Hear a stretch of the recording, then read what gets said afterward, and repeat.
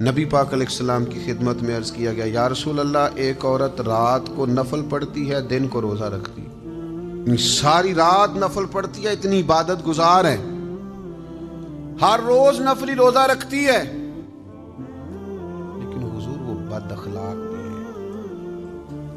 اور بتانے والے نے وضاحت دی کہ یا رسول اللہ، اپنی زبان سے اپنے پڑوسیوں کو تکلیف دیتی ہے۔ پس منظر پھر سمجھو، ساری رات نفل پڑھتی ہے، ہر روز دن میں نفلی روزہ رکھتی ہے، یہ معیار اور یہ سٹیٹس ہے اس کی عبادت کا، لیکن حضور بد اخلاق ہے، اپنی زبان کے تیروں سے، اپنی زبان کی تلخی سے اپنے پڑوسیوں کو تکلیف دیتی ہے۔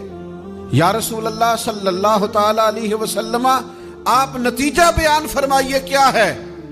تو کوئی دیر نہیں کی میرے محبوب نے، حضور فرمانے لگے، وہ عورت جہنمیوں میں سے ہے، دوزخیوں میں سے ہے یہ بی بی، ساری رات نفل پڑھے پھر بھی، سارا دن روزہ رکھے پھر بھی، حاجی ہو، نمازی ہو، عبادت گزار ہو، داڑھی والا ہو، پگڑی والا ہو، فلانی جماعت کا، فلانے کا نمائندگا، فلاں فلاں فلاں، کچھ بھی ہو، میرے کریم نے فرمایا اگر بد اخلاق اور بدتمیز ہے تو دوزخیوں میں سے ہے۔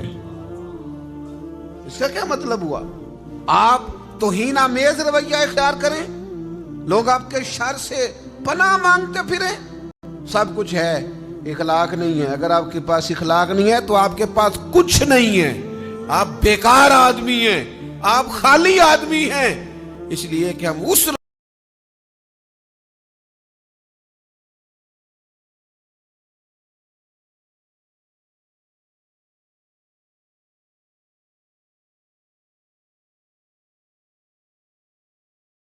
کچھ چیزوں سے دل سخت ہوتا ہے۔ جو لوگ دنیا داری کی اور فضول باتیں زیادہ کرتے ہیں ان کا دل سخت ہو جاتا ہے، جو ہنستے زیادہ ہیں ان کا بڑا سخت ہو جاتا ہے، اور صوفیاء کہتے ہیں جو کسی پہ ہنستے ہیں نا ان کا تو مردہ ہی ہو جاتا ہے، تو معاملہ ہی ختم ہو گیا۔ اور جو لوگ رزق حرام کی طرف بڑھتے ہیں ان کا دل بھی مردہ ہو جاتا ہے۔ دل نرم کیسے ہوتے ہیں؟ میرے نبی پاک نے فرمایا، یتیم کے سر پہ ہاتھ پھیر، رب تیرا دل نرم کرے گا۔ اگر زنگ لگ جائے دل کو تو اللہ کا ذکر کر، قرآن پاک کی تلاوت کر، اللہ تیرے دل کو نرم کر دے گا۔ اور پھر فرمایا کہ اگر دل سخت ہو جائے تو موت کو یاد کر، تیرا دل نرم ہو جائے گا۔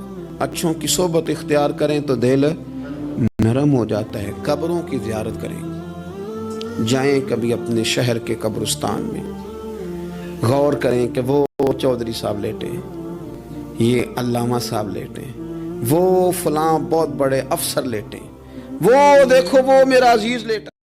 الدین کلہ ادب، دین سارا ادب کا نام ہے۔ حضرت ابو بکر صدیق رضی اللہ تعالیٰ عنہ فرماتے ہیں، میرے والد بوڑھے تھے، آنکھوں سے نابینا تھے، فتح مکہ پر ان کا ارادہ بن گیا مسلمان ہونے کا۔ میں بڑا راضی تھا کہ میرے بچے بھی مسلمان ہیں، پوتے نواسے بھی مسلمان ہیں، الحمدللہ میرے ابا بھی مان گئے۔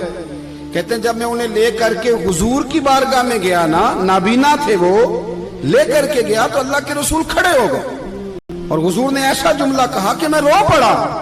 محبوب فرمانے لگے، ابو بکر اگر ان کا ارادہ بن گیا تھا کلمہ پڑھنے کا تو اس بوڑھے کو کیوں تکلیف دی؟ مجھے بتاتے میں گھر آ کے کلمہ پڑھا جاتا۔ آپ اس کو اعزاز سمجھیں بھائی۔ جو نوجوان کہتا ہے نا میں بڑا تیز ہوں، اب ہمارے ہاں نا بے باکیاں بڑی ہیں، میں جو منہ میں آیا کہہ کے چھوڑنا ہے۔ کہتا ہے جی میں جی سچی بات کرتا ہوں، جی کسی کو تکلیف بھی ہو تو میں تو کہتا ہوں سچ تو بڑا میٹھا ہوتا ہے، اسے تو تکلیف ہوتی نہیں۔ اصل میں آپ نے سچ میں مرچیں بڑی ڈال دی، اس لیے کہ سامنے والے کو دقت ہوئی ہے، سچ بولنے پر طریقے سے بولے۔